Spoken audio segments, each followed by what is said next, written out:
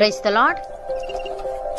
ఈరోజు దేవుని వాగ్దానము, అంత్యదినములలో యెహోవా మందిర పర్వతముల శిఖరమున స్థిరపరచబడి కొండల కంటే ఎత్తుగా ఎత్తబడగా ప్రవాహము వచ్చినట్లు జనులు దానిలోనికి వత్తురు. మీకా గ్రంథము 4వ అధ్యాయము 1వ వచనము. సహోదరి సహోదరులారా, ఈ వాక్యం క్రీస్తు పూర్వం 8వ శతాబ్దంలో నివసించిన మీకా ప్రవక్త నుండి వచ్చిన ప్రవచనాలలో ఒక భాగం. మీకా ప్రవక్తలైన యెషయా, హోషేయ మరియు ఆమోసుల సమకాలికుడు. మీకా చెప్పిన ఈ ప్రవచనం భవిష్యత్తులో నెరవేరబోతుంది. ఇక్కడ అంత్యదినములలో యెహోవా మందిర పర్వతముల శిఖరమున స్థిరపరచబడునని చెప్పాడు. అనగా ఇది యెరూషలేము మరియు అక్కడ ఉండే ఆలయాన్ని మరియు దాని భవిష్యత్తు యొక్క వైభవాన్ని సూచిస్తుంది. ఇది ఇజ్రాయెల్ ప్రజల ప్రధాన ఆరాధన స్థలం. ఇక్కడికి ప్రవాహము వచ్చినట్లు జనులు వస్తారని మీకా ప్రవచించాడు. ఇది ప్రపంచంలోని ఆధ్యాత్మిక కేంద్రంగా యెరూషలేము యొక్క దైవిక అధికారాన్ని నొక్కి చెబుతుంది. ఈ ప్రవచనం అంతిమంగా దేవుని విమోచన ప్రణాళిక యొక్క నెరవేర్పును మరియు ఆయన రాజ్య స్థాపనను సూచిస్తుంది. ఇక్కడ అన్ని దేశాలు ఆయన ఉనికిని మరియు ఆయన మహిమ యొక్క సంపూర్ణతను అనుభవిస్తాయి. భక్తుడు ఈ విధంగా అంటున్నాడు: భూదిగంతముల నివాసులందరూ జ్ఞాపకము చేసుకొని యెహోవా తట్టు తిరిగెదరు. అన్యజనుల వంశస్థులందరూ నీ సన్నిధిని నమస్కారము చేసెదరు. రాజ్యము యెహోవాది, అన్యజనులలో ఏలువాడు ఆయనే. భూమి మీద వర్ధిల్లుచున్న వారందరూ అన్నపానములు పుచ్చుకొనుచు నమస్కారము చేసెదరు. తమ ప్రాణము కాపాడుకొనలేక మంటిపాలగు వారందరూ ఆయన సన్నిధిని మోకరించెదరు. ఒక సంతతి వారు ఆయనను సేవించెదరు. రాబోవు తరమునకు ప్రభువును గూర్చి వివరింతురు. వారు వచ్చి ఆయన దీన్ని చేసెనని పుట్టబోవు ప్రజలకు తెలియజేతురు. ఆయన నీతిని వారికి ప్రచురపరుతురు అని.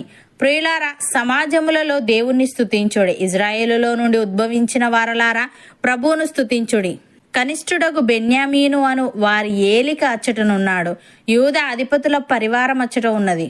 జెబూలూను అధిపతులను, నఫ్తాలి అధిపతులను ఉన్నారు. నీ దేవుడు నీకు బలము కలుగ నియమించి ఉన్నాడు. దేవా, నీవు మా కొరకు చేసిన దానిని బలపరచుము. యెరూషలేములోని నీ ఆలయమును బట్టి రాజులు నీ యొద్దకు కానుకలు తెచ్చెదరు. రెల్లులోని మృగమును, ఆబోతుల గుంపును, దూడల వంటి జనములను లొంగి వెండి కడ్డీలను తెచ్చినట్లుగా వాటిని గద్దింపుము. కలహప్రియులను ఆయన చెదరగొట్టి ఉన్నాడు. ఐగుప్తులో నుండి ప్రధానులు వచ్చెదరు. కూషీయులు దేవుని తట్టు తమ చేతులు చాచుకొని పరిగెత్తి వచ్చెదరు. ప్రవక్త అయిన యెషయా ఈ విధంగా అంటున్నాడు: గొడ్రాల పిల్లలు కననిదాన జయగీతమెత్తుము. ప్రసవ వేదన పడనిదాన జయకీర్తన నెత్తి ఆనందపడుము. సంసారి పిల్లల కంటే విడవబడిన దాని పిల్లలు విస్తారమగుదురని యెహోవా సెలవిచ్చుచున్నాడు. నీ గుడారపు స్థలమును విశాలపరచుము. నీ నివాస స్థలముల తెరలు నిరాటంకముగా సాగనిమ్ము.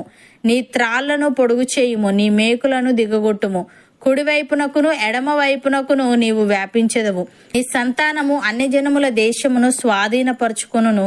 పాడైన పట్టణములను నివాస స్థలములుగా చేయును. భయపడకుము, నీవు సిగ్గుపడనక్కరలేదు. అవమానమును తలంచకుము, నీవు లజ్జపడనక్కరలేదు. నీవు నీ బాల్యకాలపు సిగ్గును మరచుదువు. నీ వైధవ్యపు నిందను ఇక మీదట జ్ఞాపకము చేసుకొనవు. నిన్ను సృష్టించిన వాడు నీకు భర్త అయి ఉన్నాడు. సైన్యములకు అధిపతి అగు యెహోవా అని ఆయనకు పేరు. ఇజ్రాయేలు యొక్క పరిశుద్ధ దేవుడు నీకు విమోచకుడు. సర్వలోకమునకు దేవుడని ఆయనకు పేరు అని. సహోదరి సహోదరులారా, పూర్వకాలమందు నానా సమయములలోనూ నానా విధములుగాను ప్రవక్తల ద్వారా మన పితరులతో మాట్లాడిన దేవుడు ఈ దినముల అంతమందు కుమారుని ద్వారా మనతో మాట్లాడెను. ఆయన ఆ కుమారుని సమస్తమునకును వారసునిగా నియమించెను. ఆయన ద్వారా ప్రపంచములను నిర్మించెను. ఆయన దేవుని మహిమ యొక్క తేజస్సును, ఆయన తత్వం యొక్క మూర్తిమంతమునై ఉండి తన మహత్తు గల మాట చేత సమస్తమును నిర్వహించుచు పాపముల విషయంలో శుద్ధీకరణము తానే చేసి దేవదూతల కంటే ఎంత శ్రేష్టమైన నామము పొందెనో వారికంటే అంత శ్రేష్ఠుడై ఉన్నత లోకమందు మహామహుడగు దేవుని కుడి పార్శ్వమున కూర్చుండెను. నమ్మిన వారు నాతో పాటు ప్రార్థనలో ఏకీభవించండి. పరిశుద్ధుడా, ప్రేమగల తండ్రి, అంత్యదినములలో నీ మందిర పర్వతముల శిఖరమున స్థిరపరచబడి కొండల కంటే ఎత్తుగా ఎత్తబడగా ప్రవాహము వచ్చినట్లు జనులు దానిలోనికి వత్తురని, అన్ని దేశాలు నీ ఉనికిని మరియు నీ మహిమ యొక్క సంపూర్ణతను అనుభవిస్తాయని నీవు తెలియజేశావు. తన నీకు స్తుతులు. దేవా, రాజ్యము నీదే, అన్యజనులలో ఏలువాడవు నీవే.